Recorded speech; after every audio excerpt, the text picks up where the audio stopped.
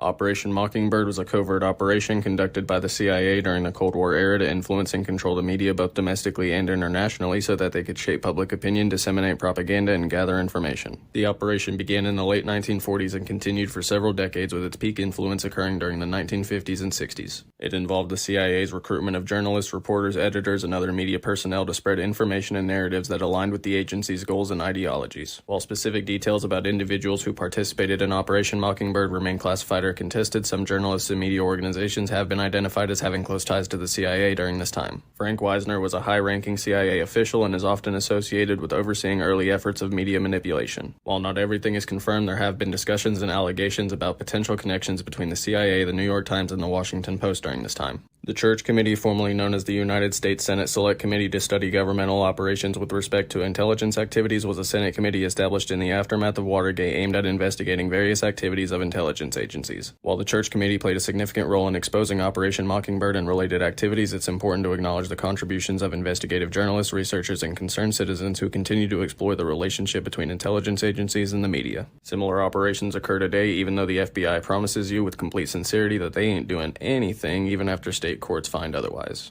Let me know what I left out and ask questions about life. It's cool making videos by request. I love you. Milk. Hey Anderson, we had a great interview last time. I was wondering if you get a chance to look into Operation Mockingbird? You know what that is. You're talking about something, what, from the 1950s, dude? 1970s, official declassified program, how the CIA infiltrated the mainstream media from the higher up. Right. It's declassified. I read about it in college, yes, I do. Thanks. Do you think it's something that could possibly be happening today? I have no comment for you, thanks, dude. Why not? I mean, you didn't have any journalistic training except CIA training.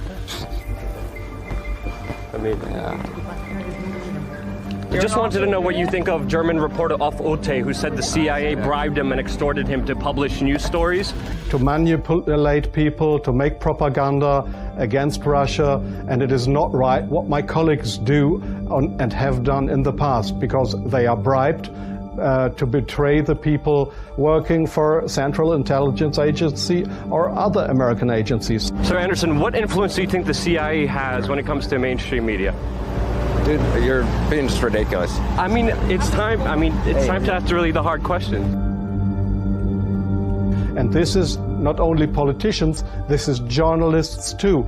And I just have written in the book how we have betrayed in the past our readers just to push for war, because I don't want this anymore. I'm fed up with this propaganda. I was supported by the Central Intelligence Agency, by the CIA. Why? Because I should be pro-American. I'm fed up with it. I don't want to do it anymore. I've just written a book not to earn money. No, it will cause a lot of trouble for me.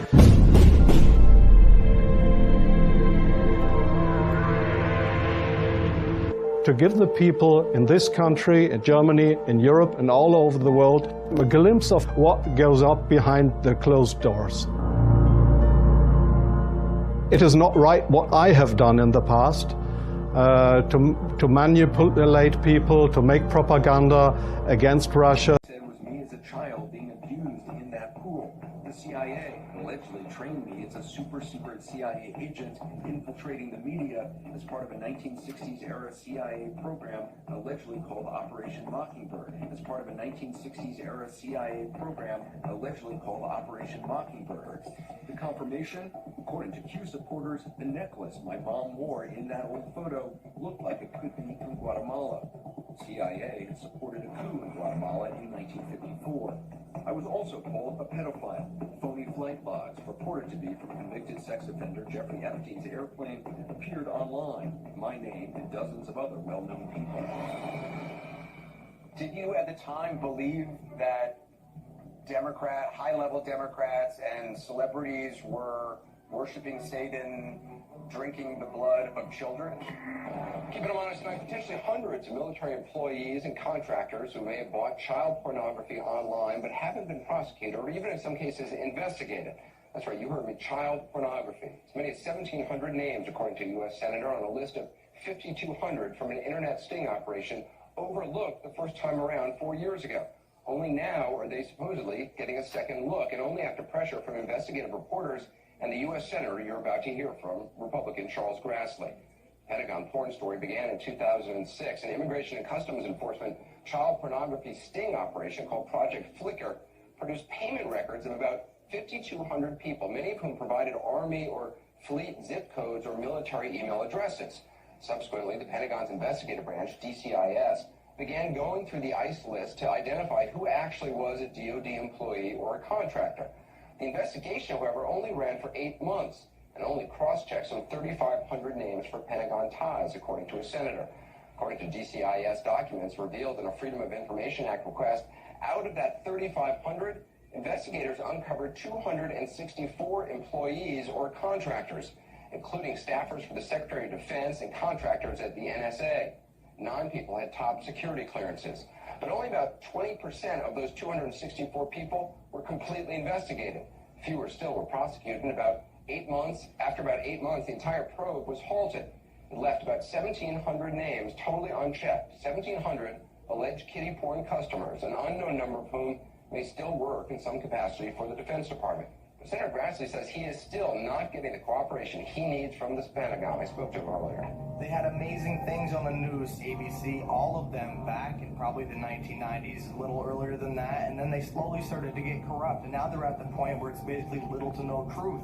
We're also used to trusting them, and we're too busy to really get our head off the desk and look around. 1975, this memorandum popped up, and again, you can go and see all of. You guys know about Operation Mockingbird? Yeah, it's where the CIA clandestinely worked in news organizations, infiltrated them, and tried to influence what Americans understood about the Cold War and God knows what else. And we never knew it. We never knew that these CIA operatives were working inside the New York Times and CBS News and other major media outlets. Well, now we know that Operation Mockingbird actually is still alive and well. You thought it went away? No, it didn't. Dan Cohen, redacted correspondent, is here to look at how Operation Mockingbird has really shifted over the years culturally and is operating sort of under a new flag. They run what they call the War Crimes Watch Ukraine, in which they claim to document war crimes in Ukraine, but you'll notice they only look at what they allege to be war crimes carried out by Russia, the geopolitical foe of the United States. They don't even bother to investigate Ukrainian war crimes. So right off the bat, we can see that they're only interested in war crimes so long as they can be used to advance a geopolitical agenda, which is maintaining public support for war crimes in order to keep the war going. It's kind of an irony. If their preferred side commits war crimes, which it certainly has, Ukraine, then they don't even bother. They just completely avoid it. Part of why we have this corrupt media, you could go to Wikipedia and find Operation Mockingbird, that the CIA has been in there forever. Then Obama repealed the 1948 Smith-Mundt Act, which then permitted propaganda to be in broadcasting. It no longer said that it had to be credible. And so when he came out and said fake news, he warned us at the end of his speech that it is going to be very hard. The establishment, the media, the globalists are all going to come after. They're going to try to intimidate, but he needed to smoke them out. And guess what happened? The next day, Congress on the Democrat side wanted to create a law that he couldn't run.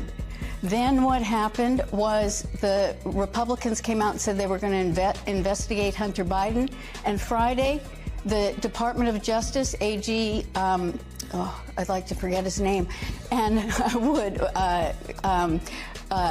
yeah, I do. I can't remember it right now. I mean, I can see his face, you know, but what did he do? He launched an investigation and he put the most corrupt prosecutor who hates Trump on it. I really want people to understand that they need to go to other sources because the media will not tell you about his successes. They will not tell you about anything that he does positively. They'll not tell you about his executive orders, 13848.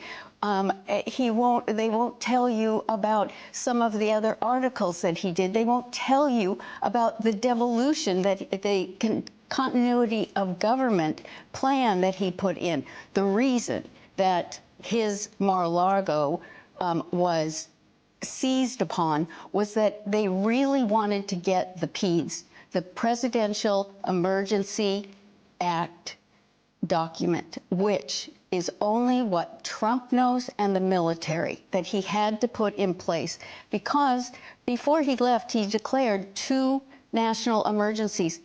And you know what? Biden hasn't reversed that. Biden has signed on to 3 of his executive orders to continue them going. Unfortunately, some members of the media use their platforms to push their own personal bias. And agenda to control exactly what people think. This is extremely dangerous to our democracy.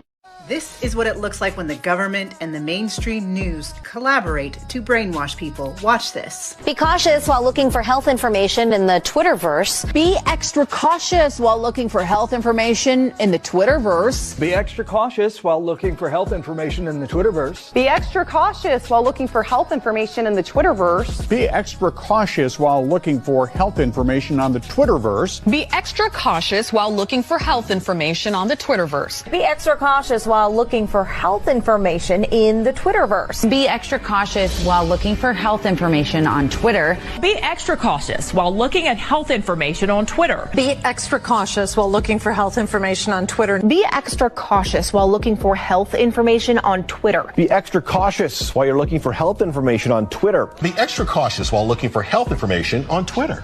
This, my friends, is called controlling the narratives.